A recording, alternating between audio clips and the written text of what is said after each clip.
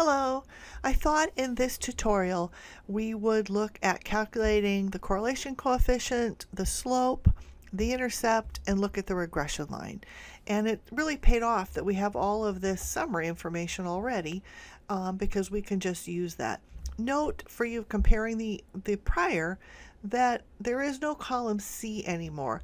I hid that. That was just the basic deviations. We're not going to need it. We need the square deviations. Also note, again, I deleted this column F, because we don't want the plane deviations, and we don't want to have any room for confusion. So we have the same data, and let me just scroll down. And I've added here the correlation coefficient formula, the formula for the unstandardized slope, and the intercept.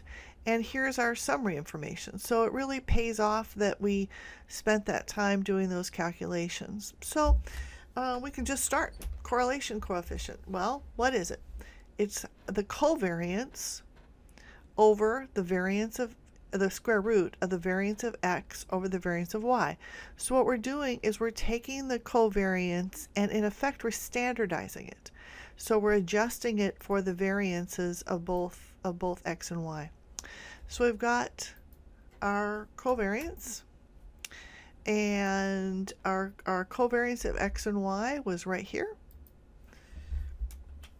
And then we're going to go the square root of the variance of x, and the variance of x was here, times the variance of y, and this was the variance of y. And we've got our correlation coefficient, which is very high. You can tell we probably had made up data here. We don't see that level too often. R square is obvious.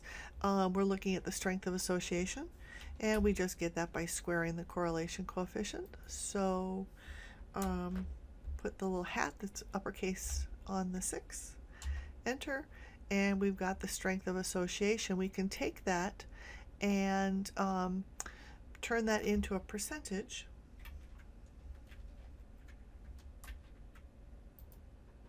Well, you can take the 0.5843 and turn it into a percent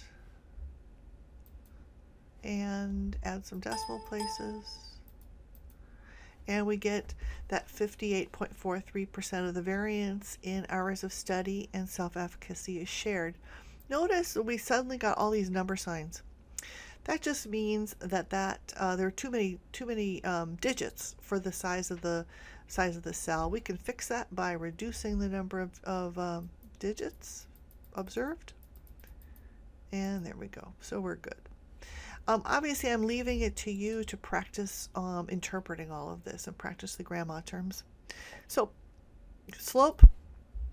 This also takes the sum of the products and divides it by, sort of adjusts it for the sum of squares for x. So if you think about that, think about the interpretation of the slope. So we're saying for every 1 unit increase in x, how much does y change?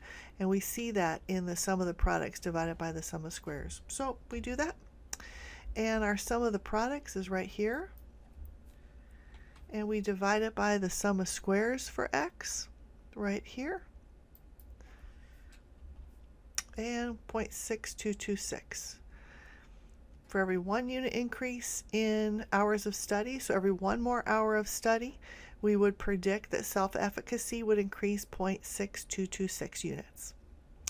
And the intercept, the point at which the regression line intercepts the y-axis, or the value of y when x is 0, and so that's right here. So you notice we start with the mean of y, and then we adjust it by some weight of the mean of x.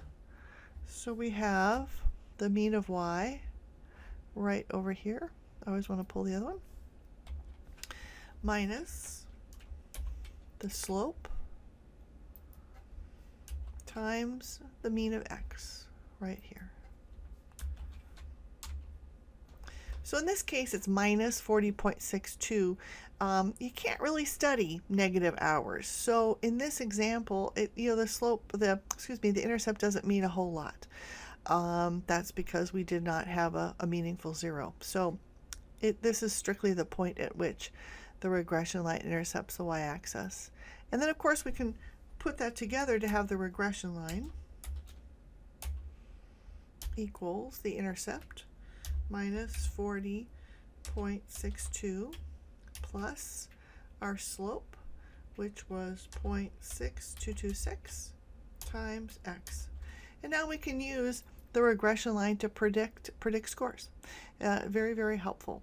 So again, in this little tutorial, we went through and we used the prior data and we calculated the regression coefficient, r squared, we just turned it into a percentage for the percent of shared variance, the unstandardized slope, the intercept, and the regression line.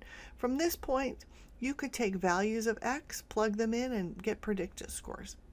So again, I hope this is useful, and keep me posted on any feedback you might have on how to make this even more helpful. Thanks.